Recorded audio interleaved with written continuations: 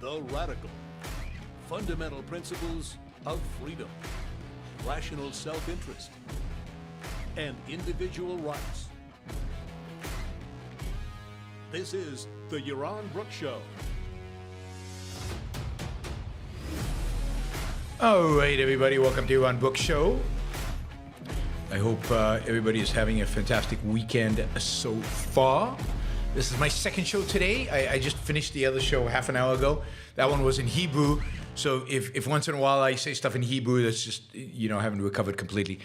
Anyway, switching gears, going into English and completely different topic. This is what we do on the Yaron Brook Show. All right, let's today I want to talk about David Goggins. I think I'm pronouncing his name right, David Goggins. I never heard of David Goggins until people started asking me about him in some of the super chats, and then somebody sent me a thing on Twitter to watch this guy. So I've watched his interview with Huberman on YouTube. And I've read up a little bit about him and so on. So by no means am I an expert on David Goggins, but I thought, what would we do today? Because I think it's today's the positive topic day. So today we'll use some of the clips from the Huberman interview to talk about the pursuit of values, to talk about the good things. I mean, I was thinking of calling the show The Good, the Bad, and the Ugly of David Goggins, but I didn't want to insult him. So we'll talk about the good things in Goggins, the things I don't agree with, that I think are bad, and indeed the inconsistencies, even in the way he presents the material, because I think there are significant inconsistencies, or at least one big inconsistency in how he presents the material. But all of these are great illuminators on the pursuit of values, because David Goggins is an amazing value pursuer. Here's a kid who grew up very poor. His father abused him. I think hit him, abused him verbally. His mother took him away from his father, left. But never had any money growing up. Also, very early was diagnosed with a variety of learning disabilities. Couldn't read, couldn't. He claims, maybe some of the clips will include this, that just doesn't have the intelligence. He just can't study. He can't read. He can't really comprehend content. It takes him a lot of work to study anything. And at some point, weighed 300 pounds, had no idea what to do with life, was stuck, was miserable, was going nowhere, and then turned it all around. Today he's, I think, 48, 49. He's a retired Navy SEAL. He's the only member of the U.S. Armed Forces to complete SEAL training, Army Ranger School, and Air Force Tactical Air Control training. He is an extraordinary athlete. He has completed 70 ultra-distance races. Like, ultra-distance means marathon is doesn't count. It's nothing, right? Whoops, what happened here? Something got messed up over here. Let me just fix it. He is like a world record holder in pull-ups. Like pull-ups. I don't know if you guys do pull-ups, but they're hard, really hard. I find pull-ups really difficult. And I don't know what is going on here. One second. We got to get rid of all of that, all of that, all of that, all of that. Yeah, all right. So he has done, from somebody who barely does one, right? Pull-ups are hard, always been hard for me. Even when I was young, they were hard. He has done 4,030 pull-ups in 17 hours. So he's a former Guinness World Record holder. That's just nuts. He's a inspirational, motivational speaker. He's a sought-after public speaker. He's traveled around the world talking about what he calls his philosophy on how to master the mind. We'll talk a little bit about that. He's also, even though, he has made a lot of money, done very well because of the public speaking, he works as an AET, an advanced emergency technician, in a big city emergency room in a hospital. And he, during the summers, he's a wild land firefighter in British Columbia. So here's a guy. Here's a guy who comes from a truly wild land firefighter in British Columbia. All right, something's not working. All right, there we go. I think we got it under control. Anyway, so here's a guy who comes from nothing, who has been challenged his entire life, who says he's not smart, and who has become an inspiration to millions of people. He is hugely successful as a speaker. He's hugely successful on social media, and he has a new book out. His first book was a bestseller. His new book, I'm sure, will be a bestseller. His new book is called Never Finished: Unshackle Your Mind and Win the War Within. Unshackle your mind and win the war within. Anyway, an interesting character and an extraordinary achiever. And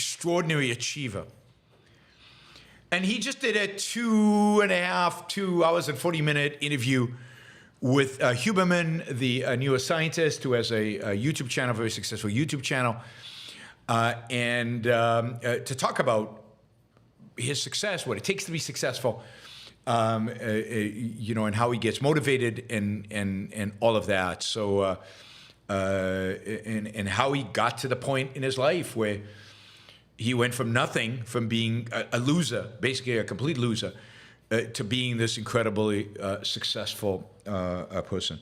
So what I want to do is take some clips of the interview with Huberman. We could take pretty much clips from anywhere, but I've got a few clips lined up, whether we'll use all of them or not, whether we'll use the whole clip or not, whether we just do a few sentences. I don't know, because as you know, I'll stop playing it and immediately I'll interrupt and comment and so on.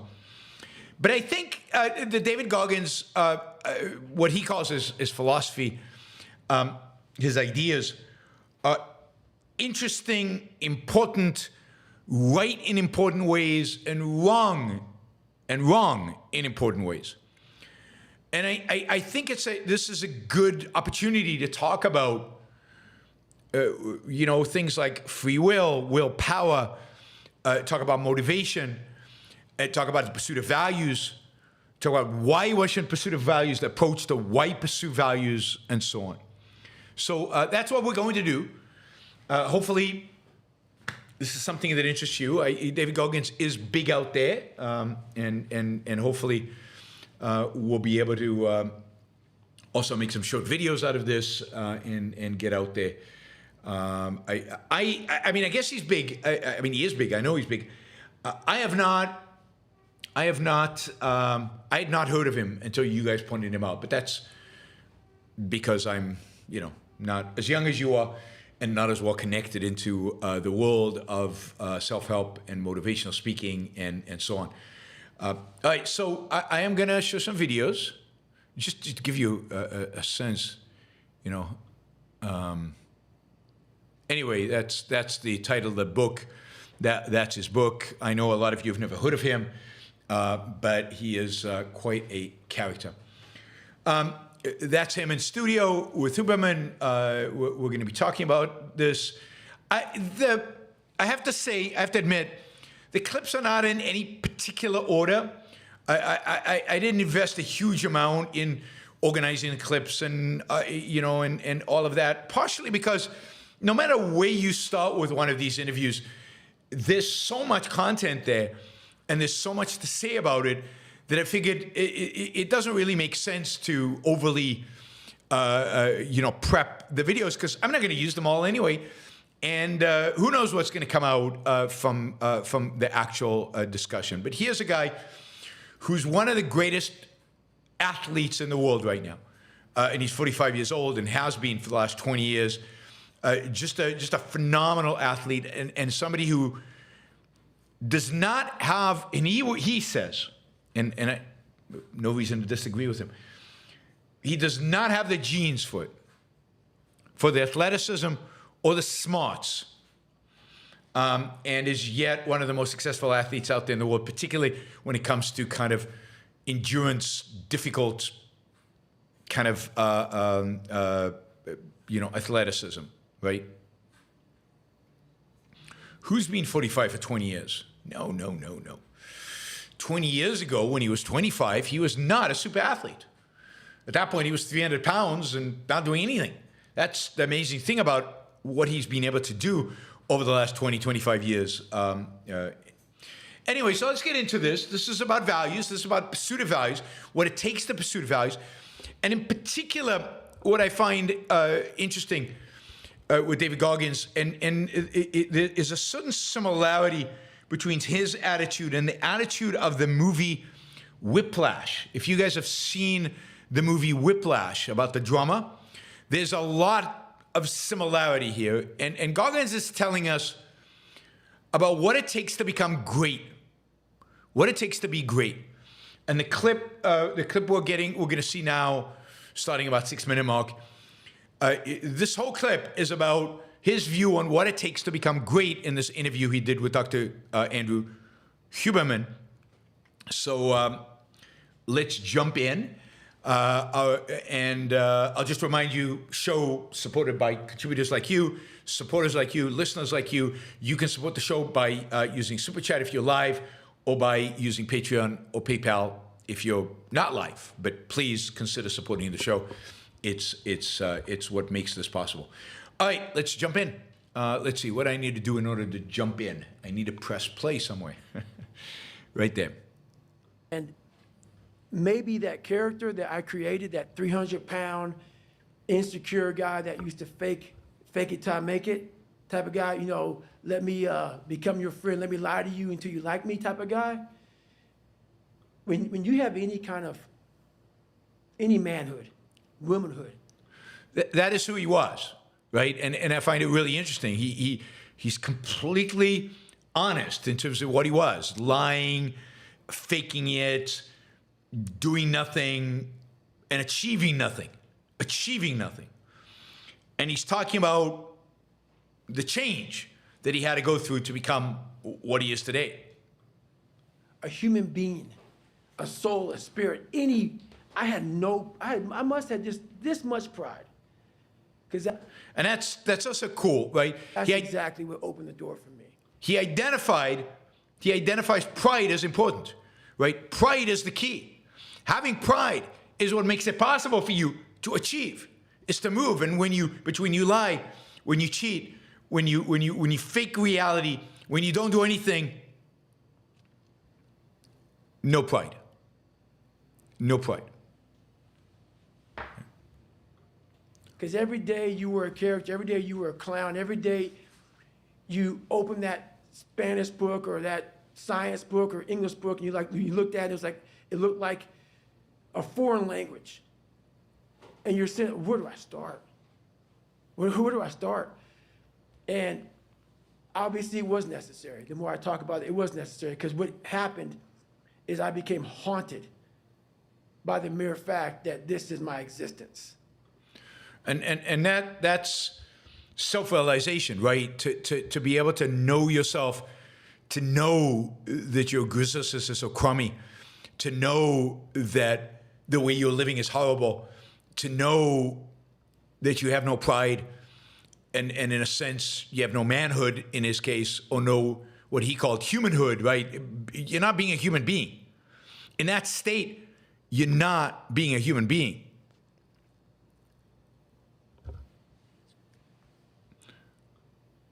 And you got to live with that. And I lived with it for a lot of years. And so I sat back and said, okay, all right, I know what this takes. And when you sit back, as fucked up as I was, and I had a laundry list, a table like this of what I have to do to become just a human being that can make ends meet, that can make $1,000 a month just to get there, was like, oh my God, dude, like how they, like, I'm 16, 17, I can't read, I can't write, and oh my God, I'm so behind the power curve, and my brain is about being depressed, and my dad beat, my mom's not home, and kids are calling me nigger at school, and I'm like, oh my God, man, what the fuck do I do? And it wasn't like someone came around and said, hey, man, you can do this. This is all me. Some people know, where does this cold man come from? I'm not trying to be cold. It's the reality of my life. And I think this is what the inspiring part, and this is truly inspiring. I mean, here he is with nothing. Here he is with the worst kind of background you can imagine. And he decides, and we'll get to this in a minute, but he decides, I don't want this life. I want a different life. And he makes a list, and he does it. He executes on it. He fulfills it. And I'm sure those lists kept changing and kept growing and kept changing and morphing, but there's always a list. And this is something all of us could learn from that, right? There's always a list of the things you need to do to make your life better. There's always things that you can improve. There's always things that your manhood, womanhood, humanhood, that your pride requires you to do. You can always step up.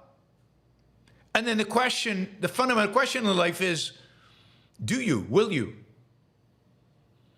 Do you have what it takes? Do you choose to have what it takes to step forward and make the changes necessary to make yourself better at whatever it is you do, at life, at living? Can you improve? Can you get better? And are you willing to make that list and go for that list and make that list a reality?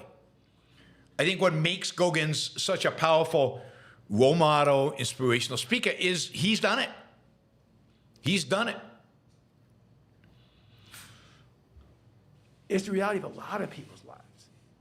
And so, yeah, that had to happen for me to be haunted, to pull out, to extract the guy at the end of the day.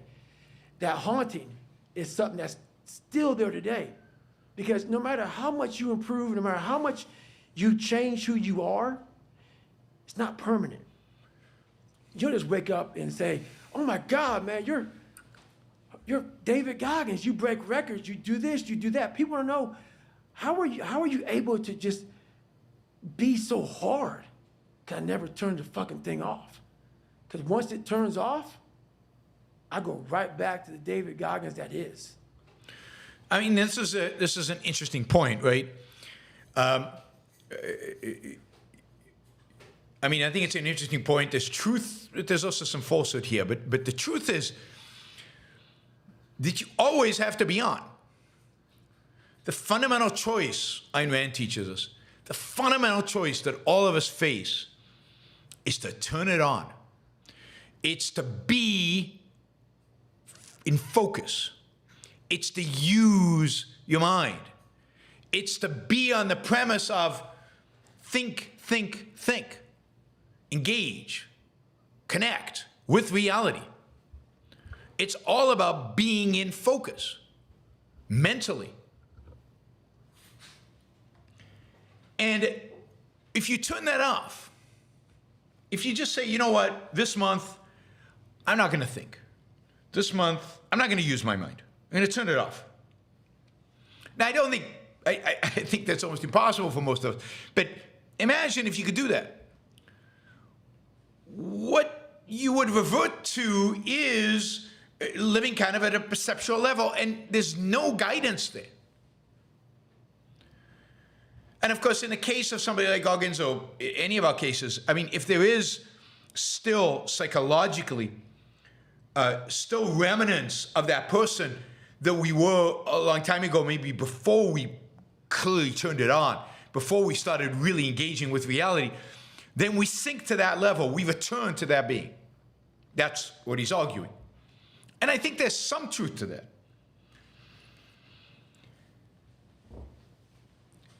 But the more we integrate,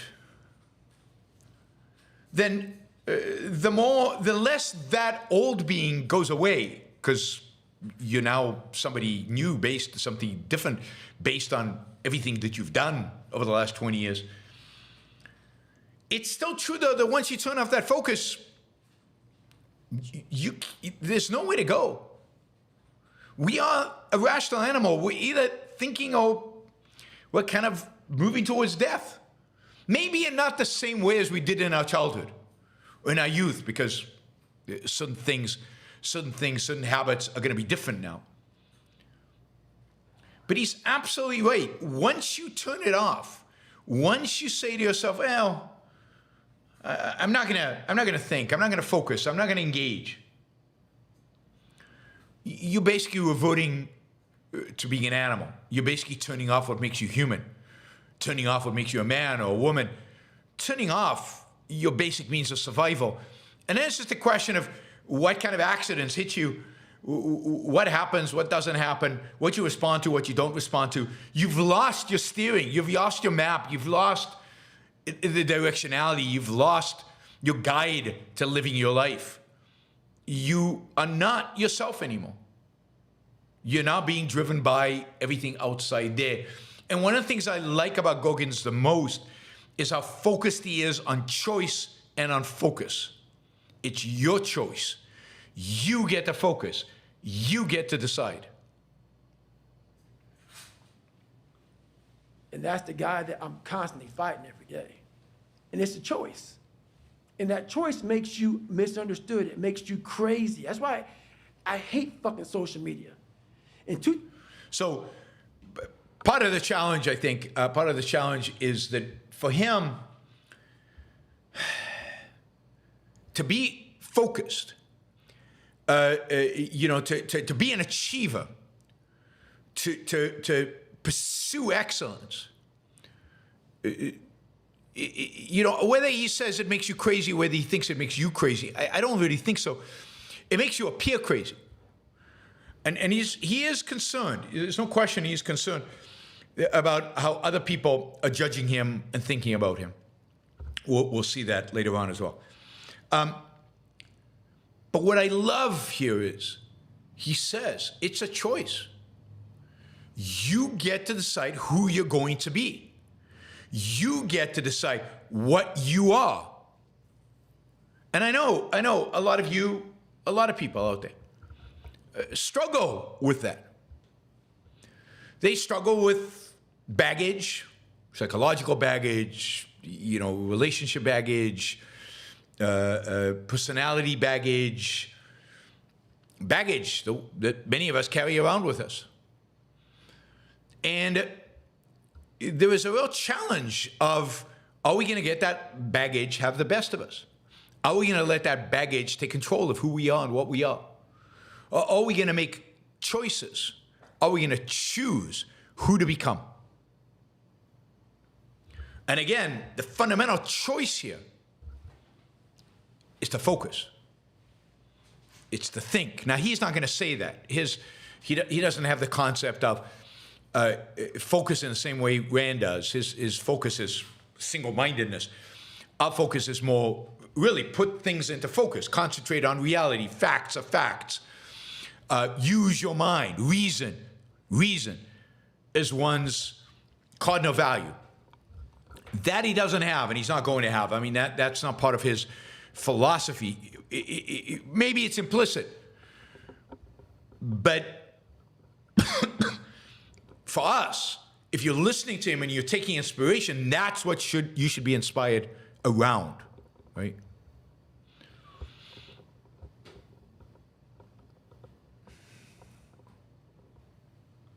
In 2013. Yeah, I'm going to skip this. Let me take another segment here. This is from later on earlier on, somewhere in the interview. This is about studying and learning, which I found fascinating as well. I mean, here's a guy who, again, has real challenges in learning. So let's listen to this one. Yeah. Okay. Whoops, I've got it muted for some reason. ADHD. Like my brain cannot retain information. His brain cannot retain information. Part of what I love about this segment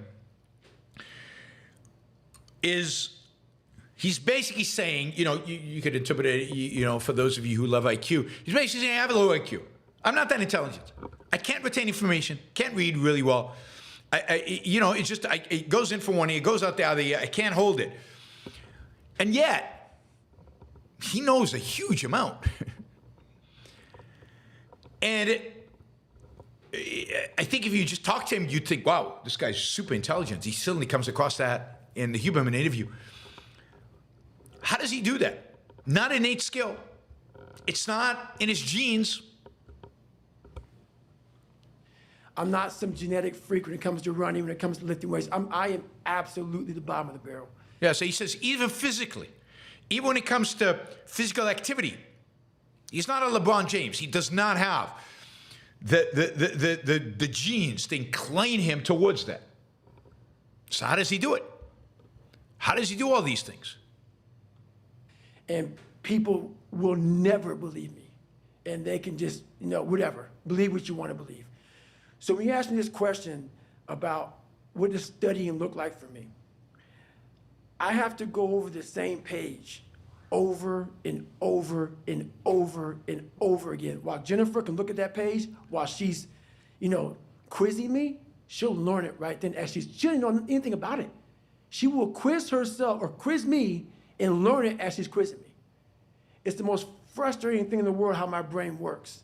So what I do is I literally sit there with a pen and paper, and I have my books, and I go through and have to write everything down every single day. I will study the same page until it's photographic memory from writing the same thing down. And then from there, I'll go back through and relearn again. So I'll learn the bulk of it, but then I'll go through and learn the small things within that. So I think this is amazing, right? It's amazing. And it's amazing because how diligent he is, how serious he is, how self-aware he is. But the reality is, what he's showing us here, I think, and this is crucial, is that human beings can overcome so much. Everybody has to figure out the method by which to overcome whatever it is handicap you actually have. But you can overcome so much. So many people out there use intelligence, genetic intelligence, whatever that means, as an excuse. Either to condemn other people, because they're not as smart as I am, because I belong to this and this group, and they belong to that and that group. Or to condemn themselves, well, I was born stupid, what can I do?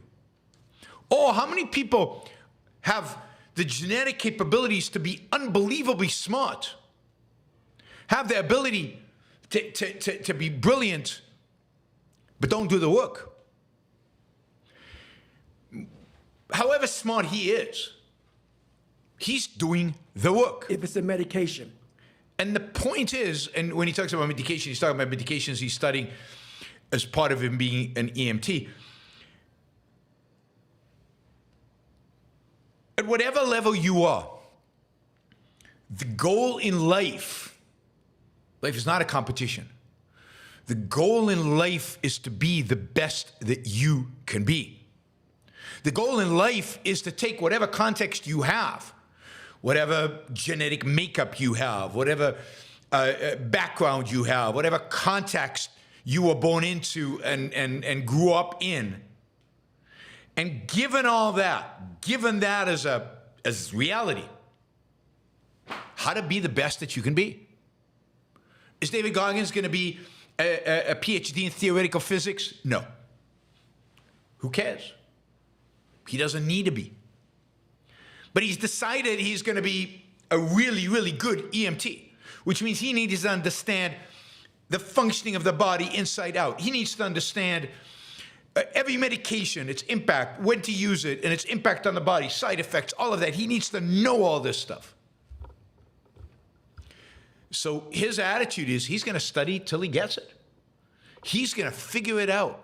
He's going to find a way to integrate that knowledge into his life because that's the value.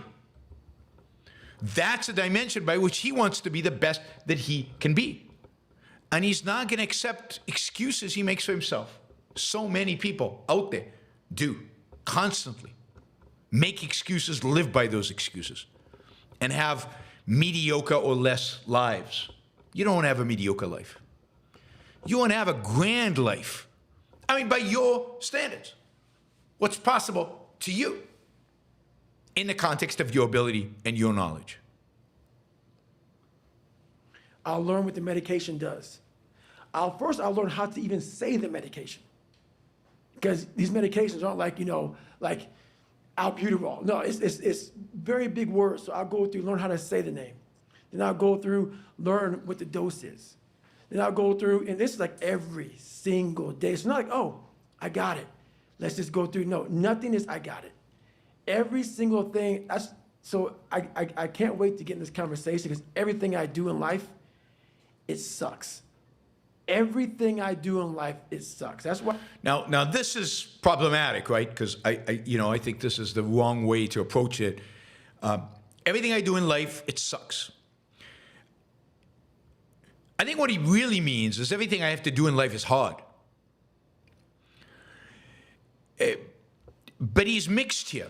There's definitely, and we'll see it later on, we'll see it in one of these segments. It's definitely the case that for him, a lot of this is duty, or he holds it as duty even if it's not. Everything I do, it sucks, it's painful, it's a lot of it is hard.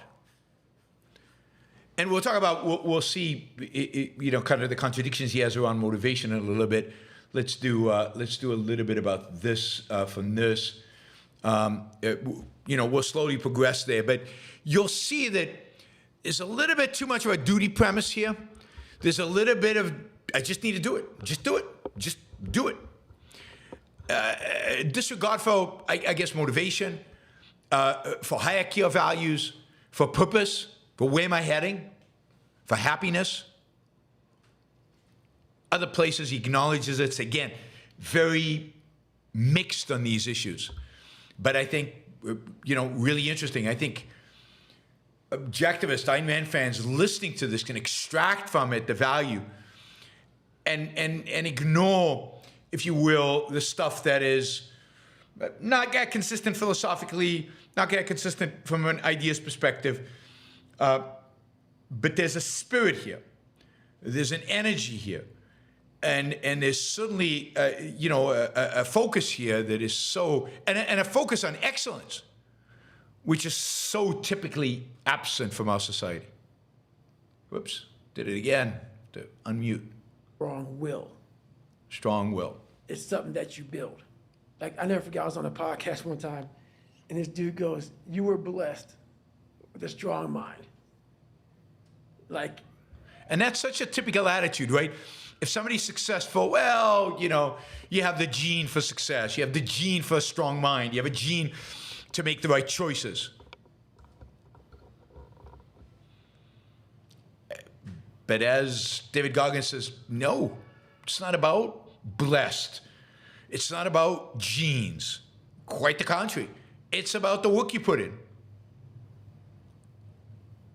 The hell are you talking about? It's blessed with a strong mind.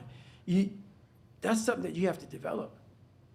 Beautiful. You develop that over years, decades of suffering and going. Yeah, it's the suffering. He's got the Jordan Peterson, the Jordan Peterson curse of emphasizing the suffering, the suck, the hard, the difficult, the pain, instead of the reward. It's all rewarding. It's all rewarding. Going back into the suffer.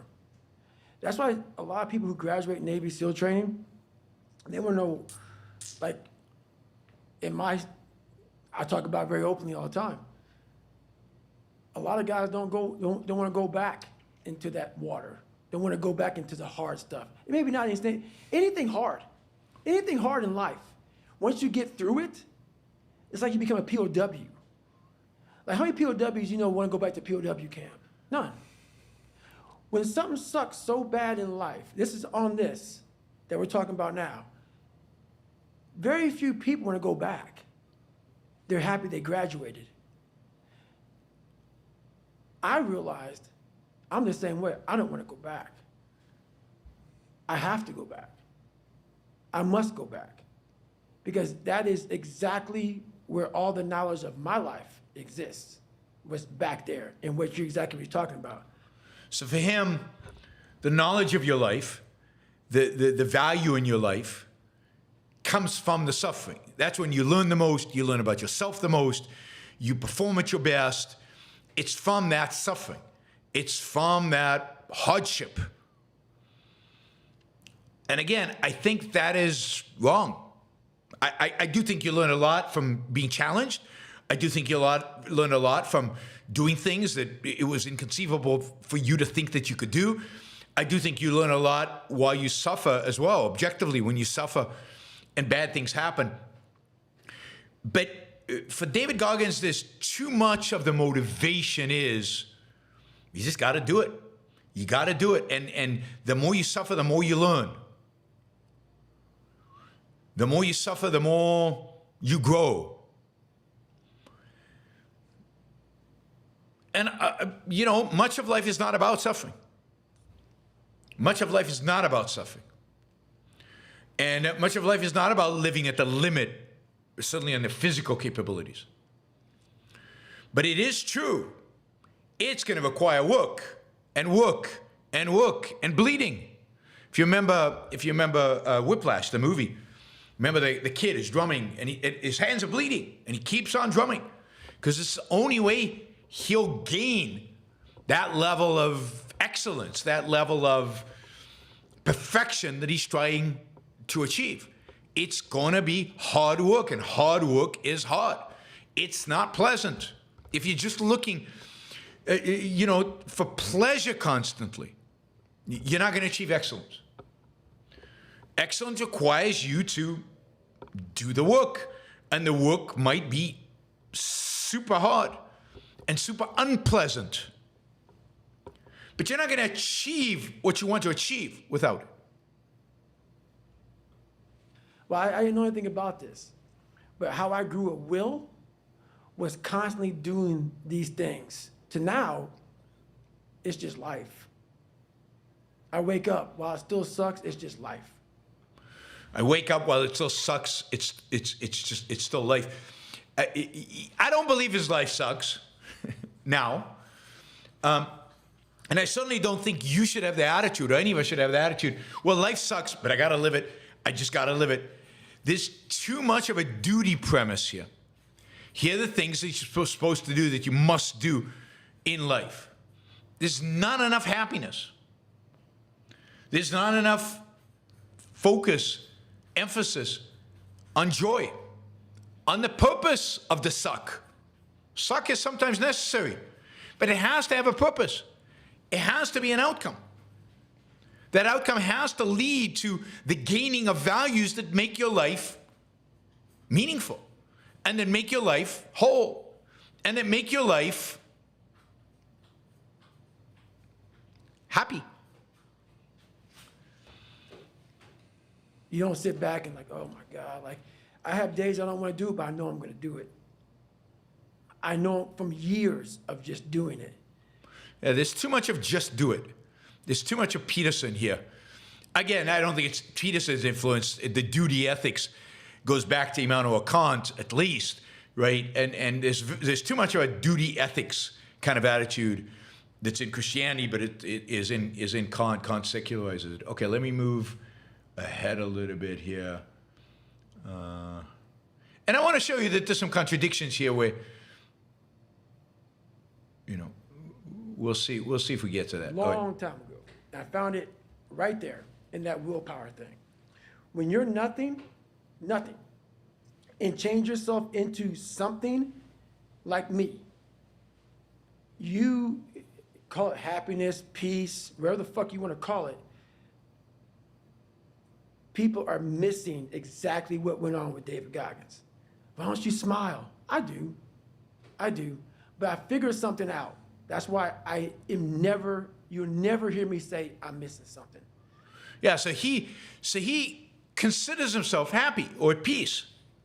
He has transitioned from the misery to happiness. So there is a goal. There is something. There's a state that is achieved at the end that is a happy state. I like the fact that he said, but you don't have to smile and have to exhibit it. It's an inner state. It's not something to be. It has to be on display. But it is,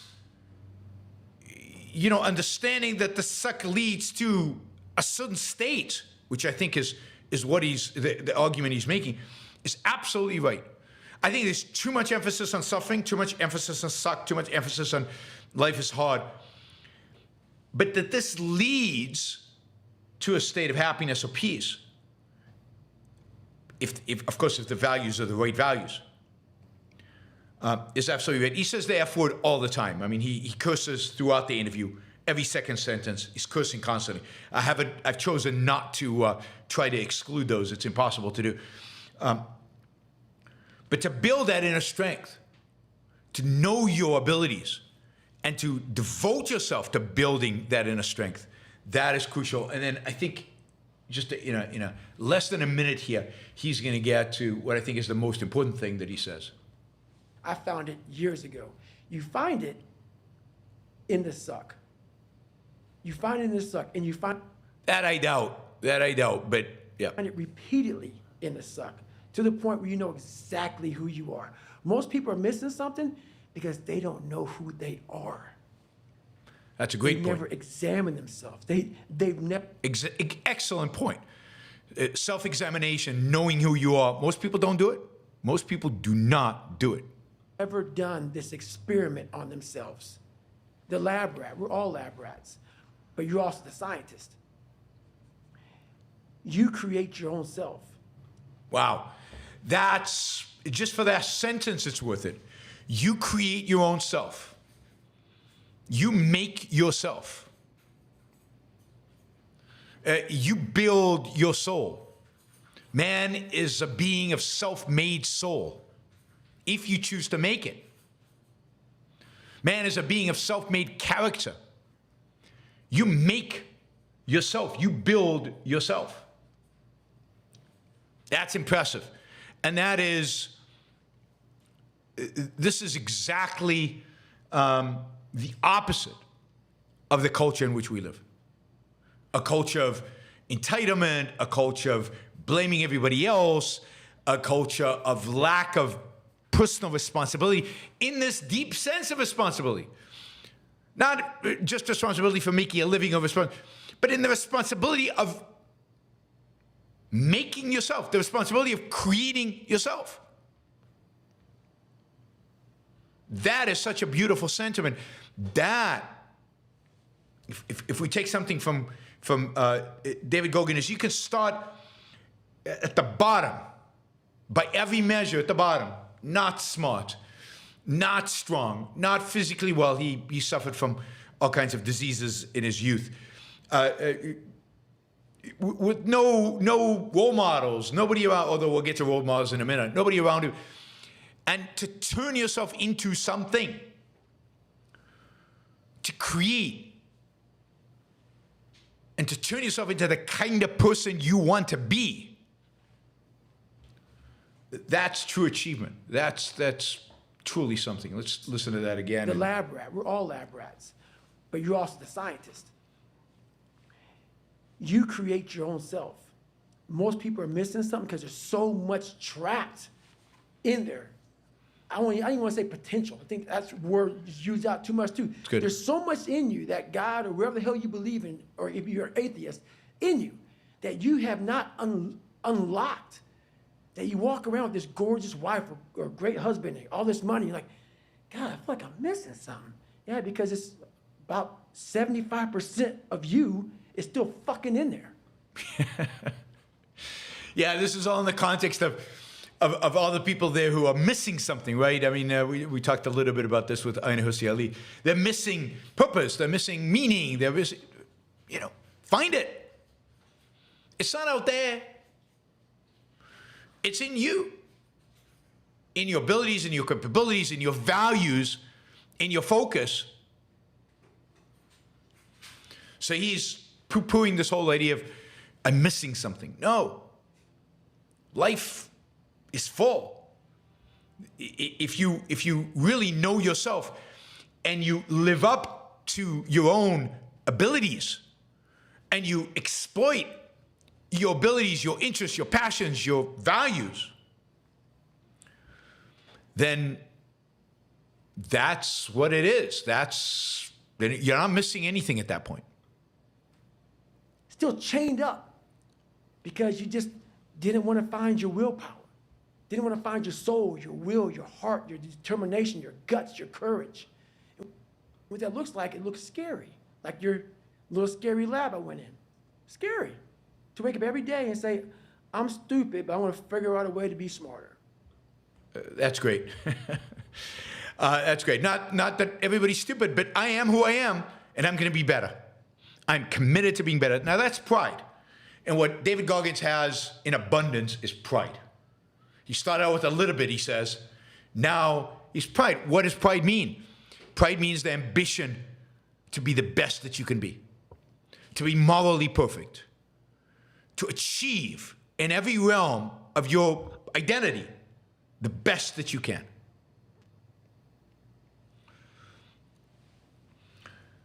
All right, let's see. We're gonna go. We've got a couple more. This one's really quick. I love this. This is about being kind of second-handed. This is really good. Tips worked for me. Sometimes they didn't.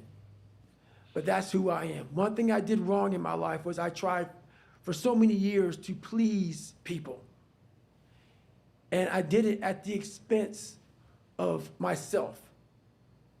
I was leaving a lot in the tank. And when you do that, you stop living. You stop living by focusing on pleasing other people and not living up to your full potential, not being egoistic, not living based on your values, leaving a lot in the tank, not being the full you.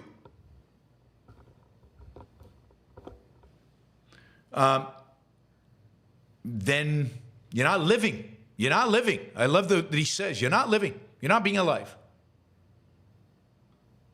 But the person in your life is happy as fuck because you're giving them everything they want. They have their life is full. I don't think they really are happy, but empty. okay. And that's not a relationship to me. So for me, it's important that you know exactly who I am because this is what life made. And I'm not trying to change it because I just figured it out. So I'm not trying to compromise David Goggins. I would It's not compromising David Goggins. Beautiful. never, ever compromise David Goggins. That doesn't mean I won't give you what you need and what you want and what you desire. But I don't need money. I don't need fame. I don't need shit. So I give it all away. What I do need is to make sure that that willpower is worked on every fucking day and every night for the rest of my life. Yeah, I mean that's again excellent. What I I wish it was more philosophical. I wish it was more a lot of things, but that stuff is really, really good. And to live your life based on your standard, your values, your willpower, to do what you want to do, and if you're going to have a relationship with other people, it cannot be by compromising who you are and what you are.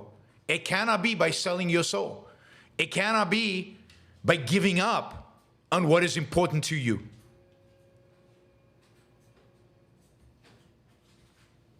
Yeah, I wish we could tweak him, make him even better. But a lot of the stuff is really, really, really good. All right, 2 more short clips, and then we'll call it a day. There's no magic pill to success is the name of this short video. But this is about, this is an example where he's wrong. And then I'll show you the next video, which is where he, in a sense, he doesn't know he's doing this, he corrects himself. But this is I think where he's wrong. About how you can get somewhere and how it looks. It looks very ugly. Notice getting anything in life looks ugly. It doesn't have to, really. It doesn't have to. For most people, for our values, it's not about the suck. It's not about the pain. It's not about the ugliness. It's not about the horror of it. And particularly when you know why you're doing it, what the standard is. There's no fucking passion. There's no fucking motivation. There's no, oh my God, man, no. It's every day of your life just doing. Yeah, that's the Nike ad, just do it. That's the duty premise he's on. There's no motivation. There's no passion. Forget about passion, he says in other places. I don't believe in passion. I don't believe in motivation. Nobody needs motivation. You just do it. No. And it's not him. Of course he's motivated. He's very motivated. He's super motivated. He's motivated not to be the David Goggins of the past. He's motivated to achieve that state of peace and state of happiness that he mentioned. But he's also motivated by this. This is, I think, really interesting and also important. But listen to this. I think this where he talks about motivation, how to create your own motivation. There. I used to do that when I was fat. Rocky, I mean, people know that was my thing. Round 14 was my thing. And as I got older and older and older, that started to go away. And I started to create all these people that I used to watch. Rocky was one, Barnes, Elias from Platoon, Jack from A Few Good Men, he's on the stand going crazy. I saw a lot of these characters that I looked at and I was like, man, I ain't got none of that. But they were characters. And that's so good, right? So here he's using art as a motivation. These are the people, I'd like to be like them, but I'm not. I'm not at all like them. But I want to be like them. After a while, I lived a life so disciplined that everybody that I once looked to, these fake characters, I built that as a man. Yeah, I mean, that's great. So he's art has served a purpose in his life, which I think it could serve in all of our lives, and I think it should serve in all of our lives. It creates a certain ideal for which to strive towards. And this is real motivation. This is real hero worship. I want to be like Jack, although I personally do not. But in that movie, A Few Good Men, or I want to be like Rocky. I want to rise up. I want to do what's necessary. I want to be tough. I want to be strong. I want to be smart. I want to be whatever it is you want to be. And then to live up to that, to the point where today he says, I got there. I live such a disciplined life today that I am them. I'm one of them. I'm better than them. I don't need them anymore. And that's great. That's great. I mean, it's what Ayn Rand talks about in the Romantic Manifesto as using art as a model. What would Howard Roark do? Of being inspired by a work of art. Inspired to be as good as the art reflects back at you. To be a David. To be a Howard Roark. To be a Dagny Taggart. So I love that at the end, of course he's got motivation, and that the motivation is the right kind of motivation. It's seeing excellence, identifying excellence, and wanting to be excellent. Be excellent. All right. Those are the clips I had. So, I mean, overall, I'm really impressed by David Goggins. I'm impressed by the path he's taken, by the journey he's taken, by much of the advice he's giving people in terms of focusing their mind, doing the hard stuff, committing yourself to a goal, the ability to achieve that goal. I love the stuff about creating your own life, creating your own person. In a sense, I mean, this is kind of what Rand talked about, creating your own soul, creating who you are, your character. Not accepting excuses. Not accepting that the external world somehow prevents you from doing that. That's beautifully said.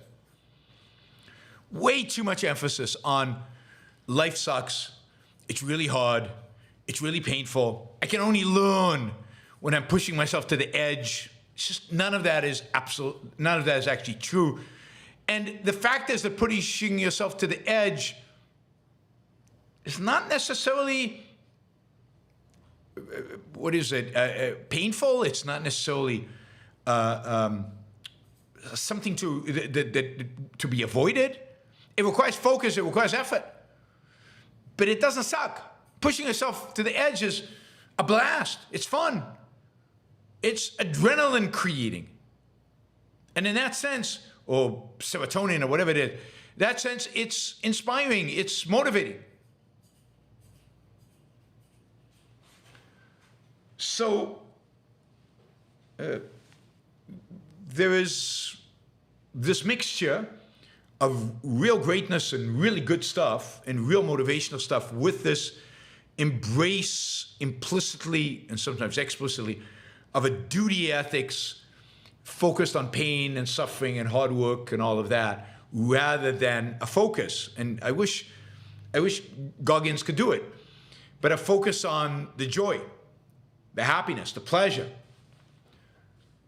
that comes from working hard, that comes from pushing yourself to the edge, that comes from achieving, pursuing and then achieving excellence. The joy, the pleasure, the fun.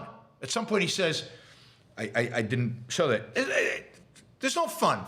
Forget fun. Nothing should be fun. Hard work. No, hard work should be fun. Don't reject fun. Don't reject pleasure. Don't reject enjoyment. And fully, as you integrate your own soul, as you integrate yourself, ultimately the hard work becomes fun. The pushing yourself to the limit becomes enjoyable. It might be hard, but it can be enjoyable. So there's too much emphasis on the negative, too little emphasis on the positive. And of course, the standard is not there, and the means is not there. The means of, if you really want to achieve happiness, if you really want to achieve success in everything in life, you have to be a thinker. There's some of that with David Goggins, but there's not enough emphasis on thought, too much emphasis on the physical, not enough on thought, and not enough emphasis on reason as the means, and not emphasis on peace, happiness, joy, pleasure. Don't deny yourself any of those things in the name of excellence. They are part of the pursuit of excellence. Right. All right. Thanks, everybody. Hope you enjoyed that. Hope that you found Goggins interesting. I certainly did. Let's see if we have...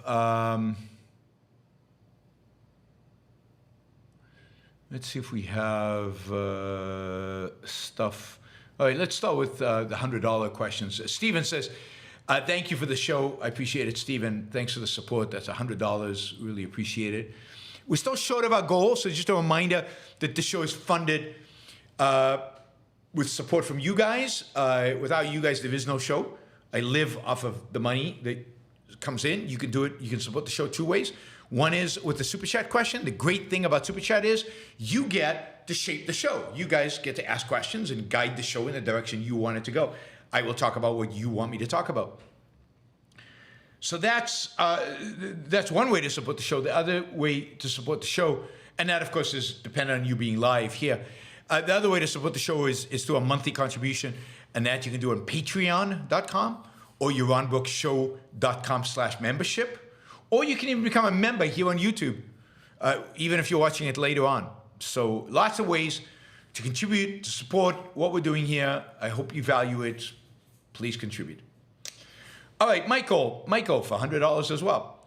Jordan Peterson has all these lectures about why you should never lie. But when he gives these outrageous justifications for Christianity, the Bible stories, he must know he's full of it. He doesn't seem to have a problem lying to tens of millions of people. I don't think he knows he's full of it. I mean, you have a wrong perception of how this stuff works. Jordan Peterson is convinced he's telling you the truth. He's convinced himself. Now, he might have evaded at some point. He might have, evaded the fact that his philosophy at its core is wrong. It's attached from reality. But every intellectual out there is the same way. They all say stuff that by our standards, by the standards of reality, is false. But they're not all lying. They don't all know it's false. Not every religious person knows there's no God. They have convinced themselves. They have structured their thinking and their life around this fallacy. They can't think out of it. This is why, certainly at some age, it's impossible to change their minds. I don't consider that exactly lying. I mean, if they're lying to anybody, they're lying to themselves. They built up this whole infrastructure, and this is the necessary outcome of this infrastructure.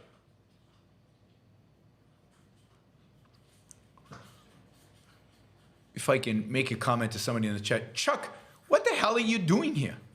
You have a very, very low opinion of me. Why do you show up? What's the point? Another, I guess, attention-seeking, narcissist or something. I have no idea why these people come. Just to insult. And it doesn't insult me because I don't really care what Chuck Leaf thinks. So what is he trying to get me to comment on it because it makes his day? He gets a little orgasm when I mention his name. I don't know. It really is just weird to me. But yeah, Jordan is wrong. But the idea that he knows he's wrong and he's denying it and he's lying to us, no. I mean, to lie, you have to hold that there is an alternative. If you've convinced yourself that this is true, which I think he has, then you're not lying. You're not lying.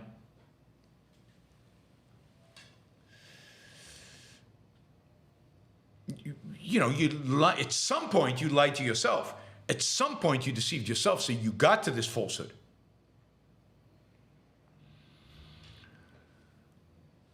All right, Mike, let's see. I'm looking for ones that are related. Let's see. Yeah, Andrew says, Rand demonstrated how critical work is to making one's self. I think a lot of people do take pride in their work, so they're not taught to do so. So it's crude, unstated pride, thoughts on pride and productivity. Rand demonstrated how critical work is in making one's self. I think a lot of people do take pride in their work. I think that's right. I think a lot of people do take pride in their work, particularly Americans. Not so much Europeans. This is why what Europeans focus on is how much vacation can I get? Can I get lots of vacation? And the work is like drudgery. They don't enjoy it. They don't take pride in it. They don't care about it. one of the reasons I think Americans are more productive, more creative, more entrepreneurial, is that American culture is a culture that is elevated work, that is elevated, and this comes from the whole idea of taking personal responsibility, being responsible for yourself. And so American culture elevates that, and as a consequence, it leads Americans to generally have pride in their own work. And I think that contributes to this American sense of life, of competence, ability, belonging on this earth, the whole shebang in terms of sense of life, because they exhibit their competence through their work. They're successful in their work. And they know it, and they're proud of it. Europeans don't have that, and they don't have the sense of life that goes with it. So pride is the knowledge that you're good and your commitment to being good. To being good. And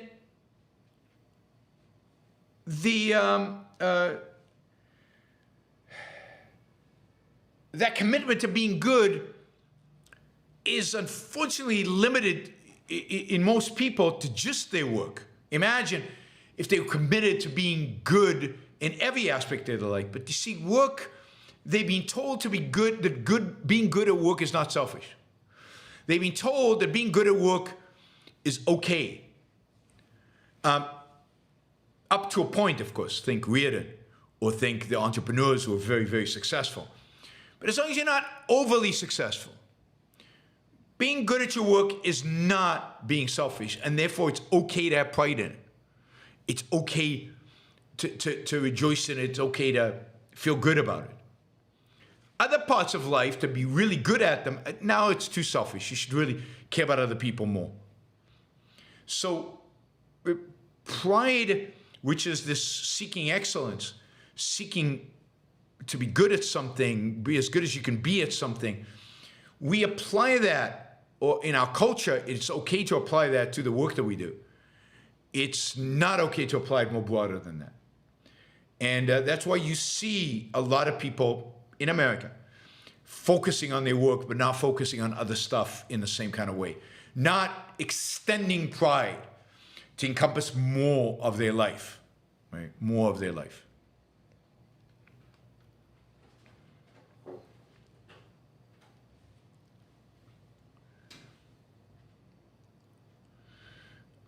This is related. What exactly is talent? Jennifer asks. You have to work hard to achieve whether you have talent or not. So where does talent come from? I think talent can come from two different sources. One is there might be a genetic component to talent. That is, it's certainly possible that, I don't know, Mozart is born with a part of the brain that makes it possible for him to comprehend and hear music in a way that I can't. Retain that music in a way that I can't.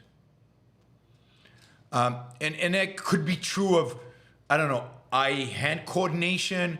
It could be true of all kinds of things. Certainly, for example, some people have born with a particular body that is fit for sprinting, fit for long-distance running, things like that, and that's part of talent. So I think that's one source of talent. Is I don't think it's a very strong source. I don't think it's very detailed in terms of the detail of what your talent is. But I think biologically you can be born with certain inclinations that make certain skill sets possible or not. Right? Possible or not. The second source of talent, I think, is kind of what you do when you're a kid and how you grow up. Right? The way you grow up, how you grow up. And that is kind of the stuff you did and you practiced a lot when you were little. And that ability gets automatized. And because you're practicing a lot, you get better at it. And then you reach a certain age in your teens or something, and you're good at whatever it is you've been practicing. And you can say, yeah, there's talent there. Now, that's because you focused on it, you practiced it, but you didn't do it consciously necessarily. You just were attracted to it. You found it interesting. You chose to do it. Somebody like Michael Phelps, for example, is a consequence of both, right? He certainly has a body for swimming, certain genetic components that make him fast in a pool, make him float well, easily, and fast in a pool. But that's far from enough. It's not even close to being enough. The rest is practice, practice, practice, practice, practice, practice, practice. Focus, focus, focus, focus. Bring science to it. Do it really, really, really smart. And most of that practice starts very young. So by the time you're a teenager, yeah, you've got talent. But that talent comes from those two sources. The things you practiced when you were young and a certain biological inclination you might have.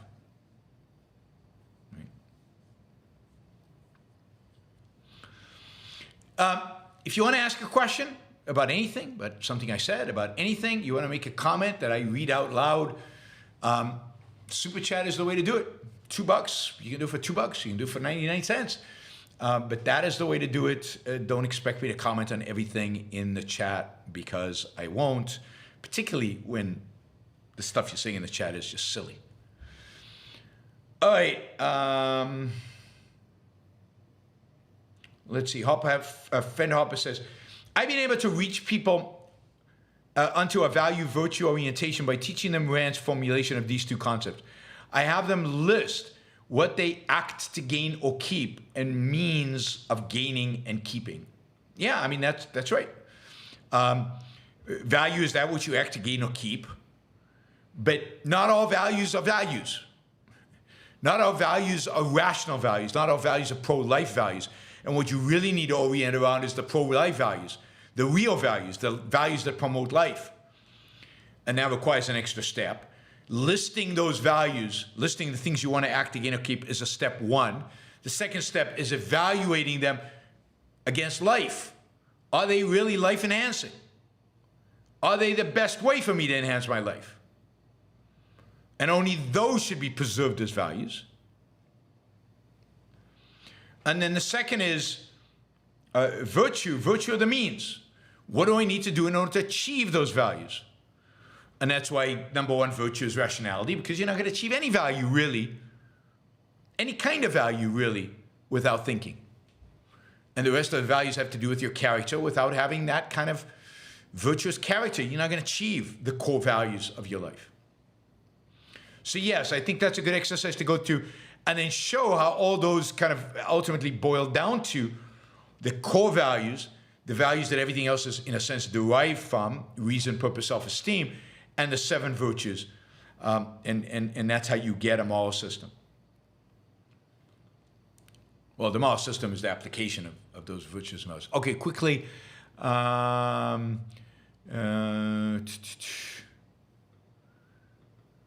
Let's see. Yeah, Enric says, the good I found from going to the suck, the limit, is that what you can discover about yourself, analyzing your limit and developing how to go beyond it. Yeah, I agree, but I think that there's too much in the suck. There's too much emphasis on the negative. There's too much emphasis on the pain. There's too much emphasis on the hard. There's not enough emphasis on I'm better for it. I'm growing by it. And it doesn't need to be suck. It can be something broader than that. Right? Okay, I'm gonna have to comment on the chat. Why is this so difficult, Chuck? I mean, it's so stupid. I said all intellectuals. Did I mean every single intellectual out there? Of course not. Of course I didn't mean that, right? I misspoke. Why is that such a big deal for you? Like, Yaron doesn't care, all these conclusions, often somebody speaking extemporaneously, speaking fast, reading comments, reading questions, monitoring everything else that's going on, and I misspoke, and this loser dishonest, this, that, this, so on, and has to gain my attention in the chat. Yaron Brook, big features, get his attention, get him to comment, because, could he mean every single intellectual? When he said all intellectuals, does he really mean every intellectual? Is that really what he would mean? And if he, so I'm going to lambaste him, I'm going to ridicule him, I'm going to try to get in attention, wave in his face to try to distract him for what he's doing, because I need a correction. Or did he really, really mean all intellectual? Is he that dishonest or not? Pathetic. Kind of, guys, yeah, not everything I say. Here's a revelation. Here's something completely new which will shock you. Not everything I say is right. And once in a while, I actually misspeak. And sometimes when I misspeak, I don't correct it because I don't notice that I said it. And let me say one other thing, since I'm revealing deep truths here. I have a funny accent where I don't really pronounce the letter R really, really well. I know that's a shock to you guys. I know you didn't know this. I just want to put it all out there. All right, we got a bunch more questions. How to get that off my chest? What the hell, right? Let's see. Some of you like it when I go off the handle, right? Michael says, the saying, kids can be so cruel, as though this is an acceptable part of human development. Is cruelty and nastiness of children a product of Kantian philosophy? And why do we tolerate it? To toughen them up? No, I don't think it's a product of Kantian philosophy. Kids are not products of Kantian philosophy. I do think it's part of human development. I think kids need to figure out what the boundaries are. There's no inscription. You're not born with an inscription, thou shalt not hurt other people. You're not born with an inscription that says, violence, well, you'll never achieve your goals if you engage in violence. You have to figure it out. And when you're a kid, you can't reason it. You can't literally think it through. If I hit this kid, I want, there's a sense in which you have to try it. You can see a 3-year-old grabbing stuff from other people, and you could go to them and say, did you forget that they have property rights? Well, but that would be ridiculous. They don't know property rights. They don't know the non-initiation of force principle. They don't know any of that. What you as a parent need to do is make it clear that that behavior is unacceptable. And as they get older, explain why. Right? So, kids getting in fights, kids even lying, they're testing. They're checking it out. They're doing an empirical study to see, does lying work? Maybe it works. This would be cool. Your job is to make it clear to them that it doesn't work. Your job is to enhance reality, in a sense, by making the negative consequence of their bad behavior evident to them quickly.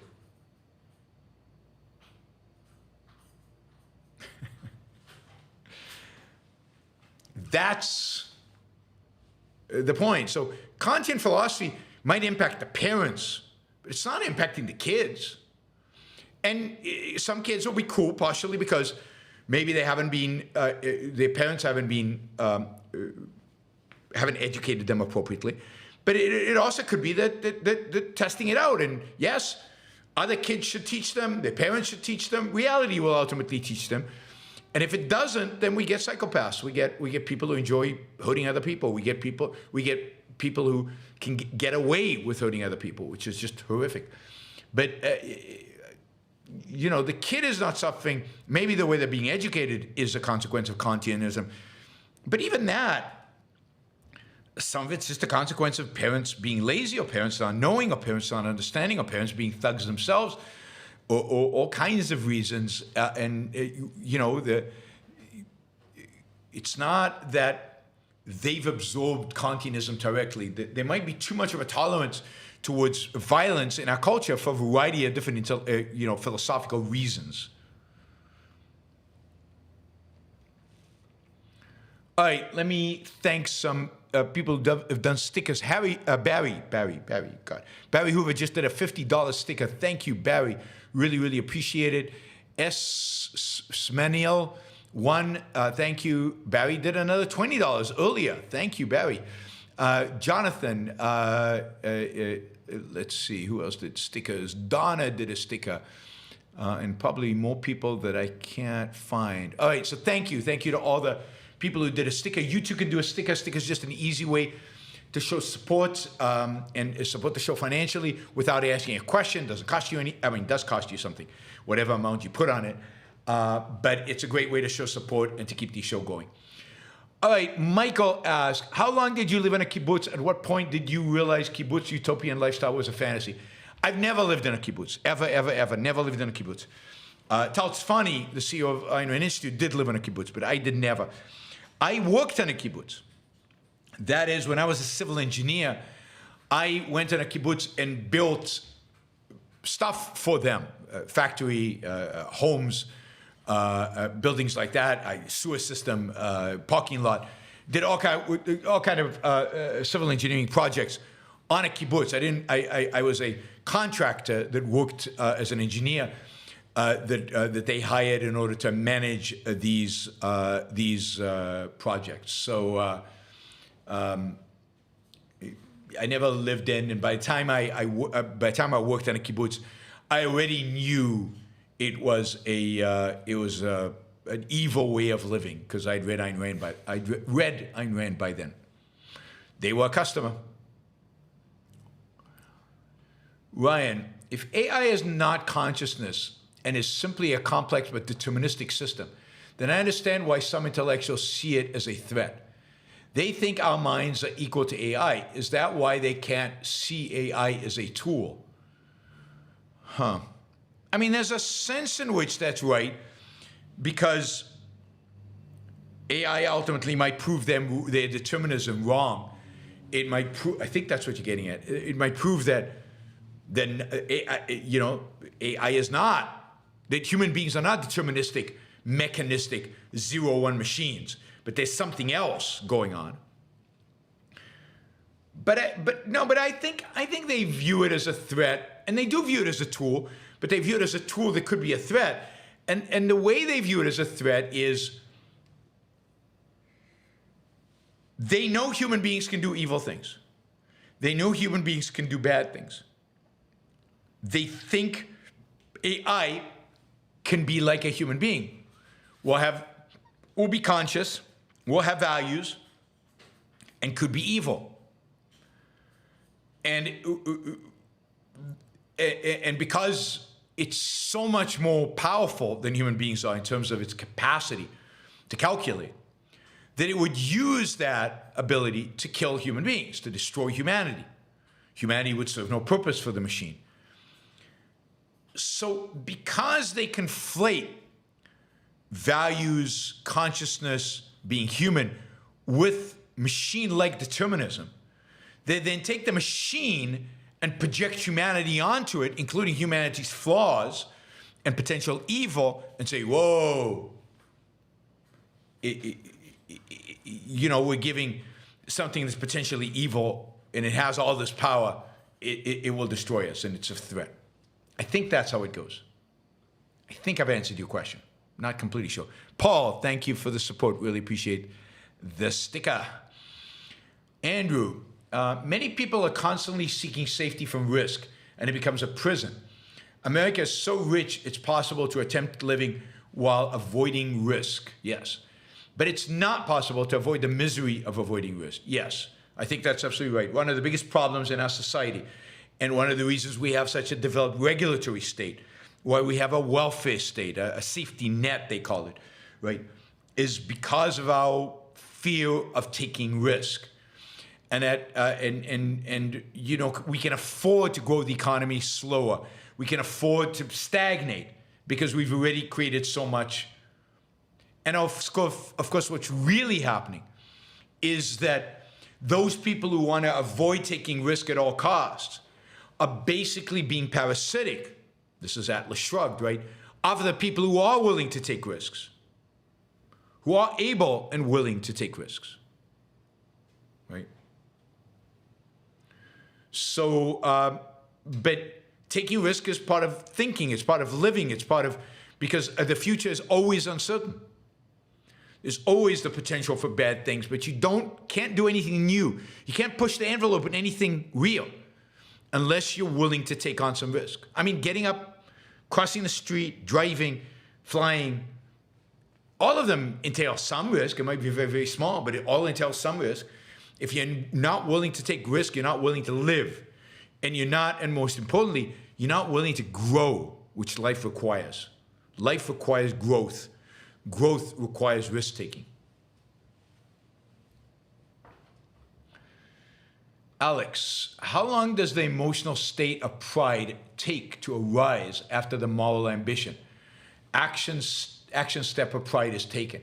Should the emotional state of feeling pride be sought, or just a value based on life as the standard of value? I don't think you seek an emotional state. There's no way for you to control that, I don't think, except maybe with the help of a psychologist. I think you need to take the actions, engage in the moral ambition. In that sense, just do it, but just do it after you're convinced it's the right thing to do. And then the emotional state will follow. How long, I don't know. I don't know. It depends on how much baggage you're carrying around and what it needs to overcome and whether you're resisting it or not. But it should come, and if it doesn't come, that's the basis by which to go see a psychologist. To try to get rid of whatever baggage is holding it back. So what you should be striving towards are the values. What you're striving towards is living the virtues. So achieving the values by means of the virtues. And doing that consistently and being ambitious about it. And the emotion will come. And again, if not, then there's some barrier that you need to figure out and get rid of. And that's the work of psychology. And it's too bad psychology is not more developed and there are not more great psychologists who can help you do that. But you got to find the ones who can. Steven says, Goggins mentions Rocky. Do you like the first movie? I particularly like the ending. He doesn't win the fight, but celebrates making it as far as he does. Then the girl says she loves him, which is the real win. Yeah, I mean, I agree. I can't remember the movie well enough, but yeah, I enjoyed Rocky. I've seen it a couple of times. It's a fun movie. It's a movie about ambition. It's a movie about the work you need to do in order to achieve that ambition. And the nice thing is that it ends with the rewards of ambition, and the rewards of ambition are pride, your own pride in achieving whatever it is that you achieve, and the rewards are things like love and self-love and the love of other people around you. So all of that is the reward of the hard work and the ambition that it took to get there. Shahzad, I think kids are mean because they are essentially conscripted into public schools. Some of them can't handle the one-size-fits-all format and lash out. Oh, in that sense, yeah. I mean, but I don't think kids are mean.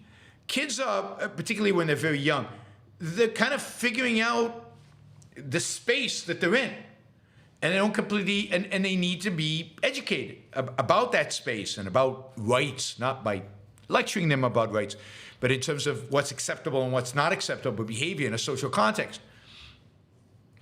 Kids who are then at school who are bored might lash out, and I agree with that, will do stuff in school that might be out of character for them. They might do it even knowing that it's wrong, knowing that it's mean, just out of sheer boredom and the ugliness of what they have to experience at school. I hated school. But I also was never mean. Mostly. I'm sure I was, maybe.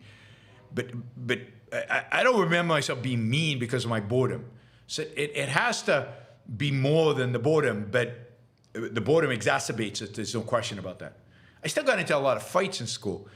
but not out of meanness, usually out of, the early fights I don't remember why I got into. Later it was mainly against bullies, but I don't think I always fought against bullies. I think I fought because it was a way to test my limits. It was a way to express myself when I didn't know how to express myself.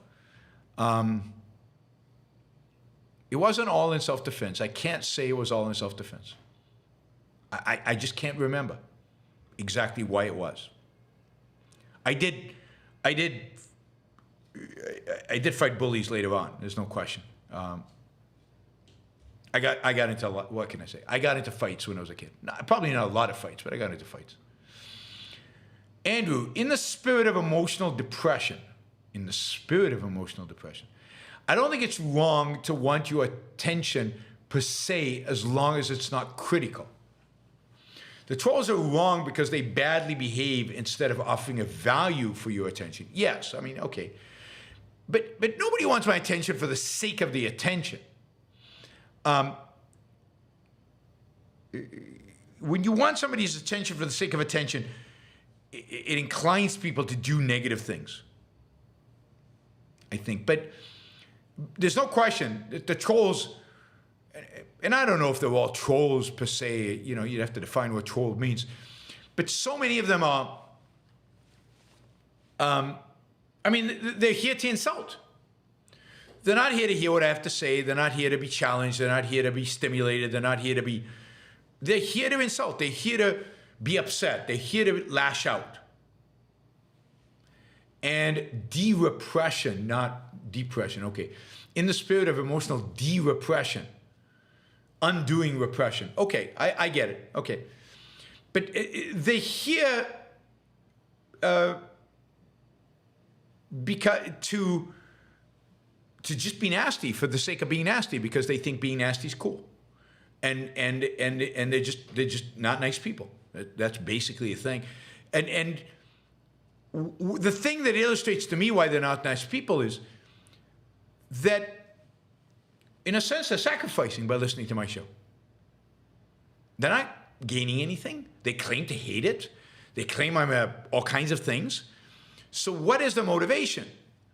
And to spend, some of them, an hour and a half, 2 hours with me, which is all suffering for them.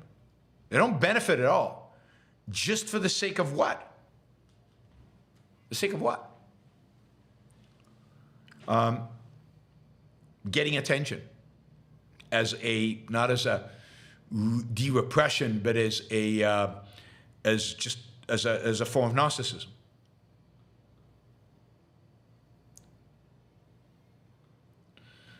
All right, Michael says, the reason most people's opinions are not changed by facts is that most people don't form their opinions based on facts. That's right. It's absolutely good observation. Is Trump secretly anti-Semitic, Michael asks. I think he probably is.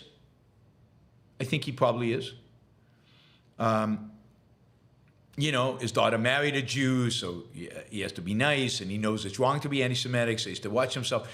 But I think if you just boil it down and you know, just hanging out with Trump, is he gonna say some really crude anti-Semitic things about Jews? Yeah, I think so. I think he is. I think he's generally a very prejudiced person. Racist, whatever. I think he is as a human being. Again, you know, why does that surprise you from a guy who talked about grabbing women by their crotch, right? Why does it surprise you that in the locker room you wouldn't be vulgar about Jews and blacks and others? I think you would be. And you can dismiss that vulgarity as that's just locker room speech, which is how he dismissed what he said about women. But locker room speech usually reflects something about your attitude towards the people you're being vulgar about. Does Donald Trump have a deep respect for women? No. Nobody who has a deep respect for women talks like that about women. I've been in locker rooms. I've heard talk like that from people who don't have respect for women. People who respect women don't talk like that about women, no matter what the context is. No matter what the context is. He wouldn't say stuff like that about a man. Even when you're only around men. Why would you say something like that about a woman? Why would you talk about grabbing them?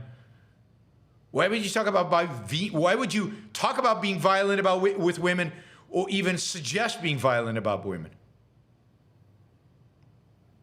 Well, if you talk raw beef, if you talk about like that about women, you don't respect them. You don't respect them. You can say you respect them. You can even convince yourself you respect them. But if you around other men talk like that about women, you do not respect women. Your subconsciousness is feeding you this crap which suggests that at some level you do not have respect for women. It's not about being a man. You know, being a man is not about talking like that. It's not about the experience of being in a New York club in the 80s and 90s. I was in my 20s and 30s and the 80s and 90s and never, had the need to talk about that like that about women. And he doesn't have respect for women. Look at the court cases where he's basically being civilly held liable for sexual assault. Think about his relationship with porn stars. God, right? Oh, so if you're a billionaire, then it's okay to talk like that about women, and it doesn't reflect about the fact that you don't have any respect for them. Of course he doesn't have respect. Does he have respect for his wife?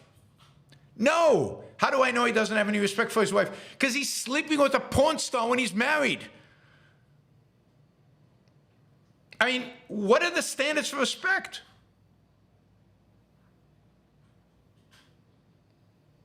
He doesn't respect women. He doesn't respect his wife. He's a crummy human being. And the idea that people still support him and still justify him and still have his back and still think he's wonderful, I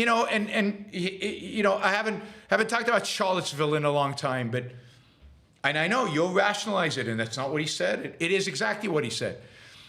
In justifying the neo-Nazis and the anti-Semites, was he saying kind of wink, wink? Sure he was. He knew exactly what he was doing. I don't want to offend those guys, those people. So is he secretly anti-Semitic? Not so secretly. Is he a bit of a racist? Yeah, probably. Not the most anti-Semitic person I know, not the most racist person I know, but it's there. Michael, everyone is consistent other than objectivists, inconsistent other than objectivists. Pretty much, at the end of the day, yeah. How long can you hold a plank in Pilates? I don't do Pilates anymore. How long can I hold the plank?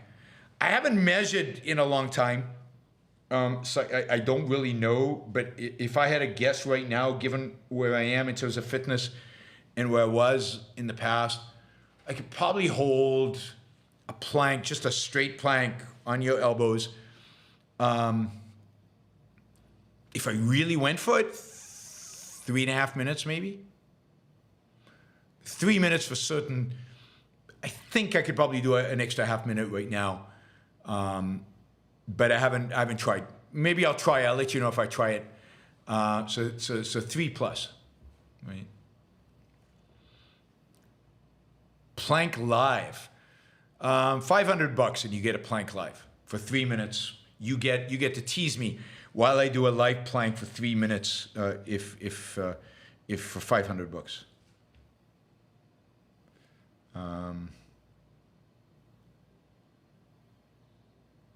Oh, wow. All right. Let's see. Michael says, wasn't Whiplash demonstrating verbal abuse rather than inspiring greatness? No, I don't think so. I mean, the whole movie, the way it's structured, the way they interact. I mean, there's a lot of verbal abuse, and you could question whether verbal abuse is necessary in order to gain greatness, and I think you should question that. But clearly what he's trying to drive him towards is greatness. He sees something in him, that's why he gives him an opportunity. And he sees the potential, and he's trying to drive him towards achieving that potential, making himself as good as he could possibly be. So it's the striving towards the kind of greatness that Goggins talks about. It's the kind of greatness that Goggins talks about. And there's a lot of, as he described it, pain and suffering and suck in doing the work to get to that greatness. It's worth it when you get there. But and that's what the movie illustrates. And what it takes to drive somebody, help somebody get there is part of that. All right, Michael says, I always loved the Conor McGregor quote, I hate when people call me talented. I don't have any talent. I have an obsession. Yeah, it's hard work. Talent is achieved through hard work. And more than hard work, unbelievable focus. Focus. All right, we're only $60 short of our goal. $60. Somebody, maybe. All right. Oops. Thank you, Dusan. Hello and thanks from Slovakia. That's excellent. Thank you. Frank says, can you talk of Sports Illustrated laying off its staff? I don't really know anything about it. I don't know why they laid off the staff. I don't know if they're going bankrupt. Sports Illustrated is a multifaceted publication. It has the swimsuit edition, but also is just a sports magazine. I don't know what has driven it into financial strain, so I'd have to research it to figure it out. Some people are claiming, I think, that it's because of like the sports, the swimsuit edition going with, what do you call it? Large women, not just, classical, good-looking women. That has sunk sales, and as a consequence, created this real problem for Sports Illustrated. I don't know if that's the cause. I just don't know, because you have to actually look and check. The swimsuit edition was just one of the business lines. Ryan says, in the realm of physical competence, where is the line between vanity, narcissism versus working on and taking pride in your appearance and athletic abilities? A lot of pro athletes seem vain and narcissistic. I don't know where the line is, and I don't know how from outside to define that line. I think for most people, it's a line you have to discover, because you have to figure out, you can't tell from the outside often, because you have to figure out what is motivating me. Why am I working out so hard? Is it because I want to be healthy? Is it because I just want to, I have a certain pride in my appearance, I want to look good?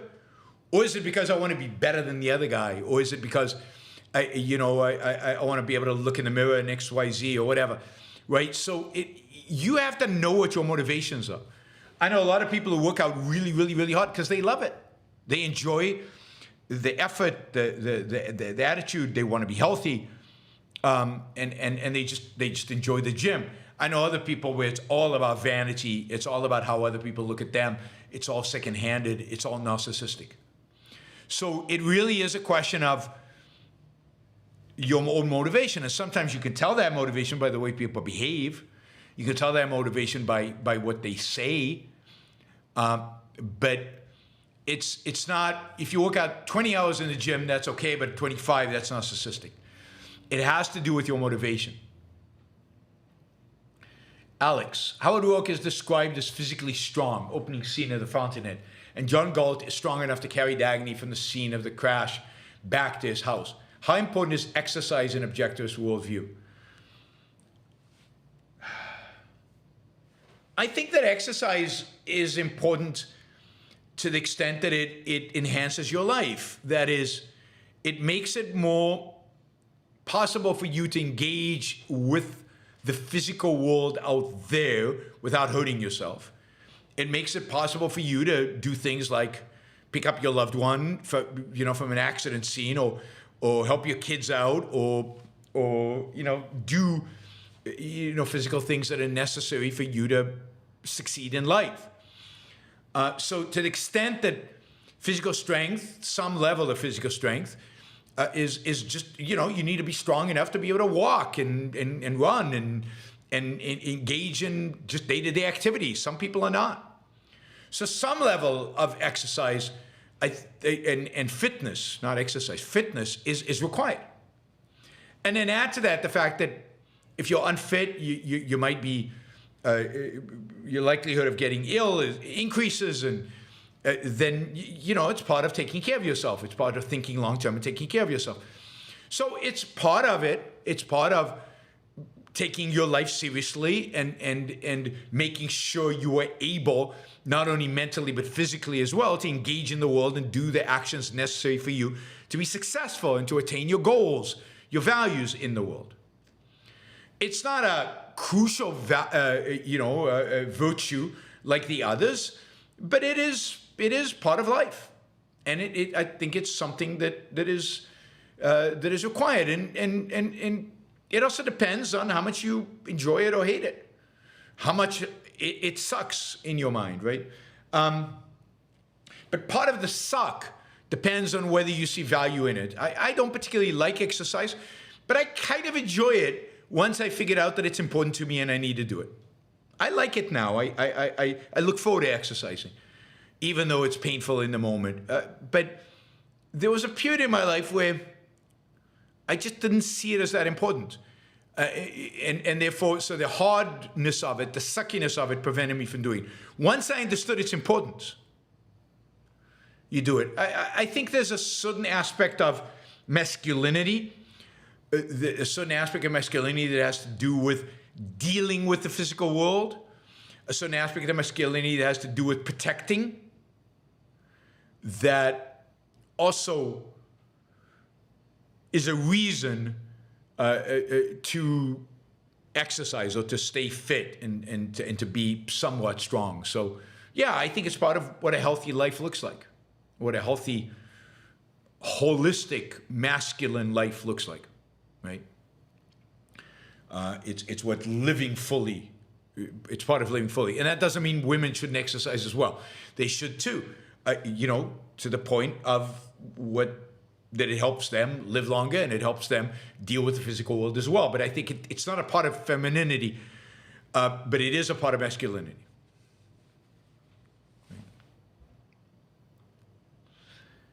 Andrew, a work friend bragged to me about cheating on his wife by kissing another woman a while ago. He's a mixed person, but he has a value for me in camaraderie at work. Would moral judgment call for distancing myself from him? I mean, it depends. It depends how close you are. I would try not to talk about women with him because I would just find that offensive, the bragging about it. But I've had people, business associates, tell me stuff like that. And I just try to change topics. I don't cut off relationships. Depends if the value are elsewhere. People are mixed. Most people are mixed. Most people are mixed. And if he doesn't respect his wife or whatever, to cheat on her on the side, that's his problem. Now, it could suggest that he is open to cheating, and open to cheating might mean he's open to cheating on a business deal as well, not just on his wife. So you have to watch it. But I don't think that judging people based on something like that is enough to cut them off. I don't think it's elevated to that level. If you notice I'm starting to lie to you, then yeah. Alex says, your core listeners love it when you take idiots to task, and they appreciate that you expect them to know when and why you are being extemporaneous. I appreciate that, Alec. Thank you. It's good to know that my core listeners understand and appreciate that. That is great. All right, we are $19 short, but I have to run, so I will call it a day. Thank you. I hope today's show inspired, that you got something out of reviewing the work of David Goggins, and that the positive aspect of his ideas came through with the criticisms of it. We'll keep trying to dedicate Saturdays to positive shows about, the pursuit of values. And I will see you all on Monday. I will be doing 2 shows on Monday because next week I'm traveling. Remind you, I'll be in Michigan Tuesday, Wednesday. I'm doing 3 talks in Michigan now. I'm also doing a talk at the Henry Ford Charter School. So in Dearborn, Michigan. So I'll be there. I'll be at the University of Michigan. I'll be in Northwood University. And then from there, I go to Texas, where I'll be talking at the University of Texas in Austin. You can find out information about the public events on my website, yaronbrookshow.com. Hopefully, you guys, I'll see some of you. That'll be terrific. I look forward to it. But I will see you all Monday for a news roundup. Thanks, everybody. Bye.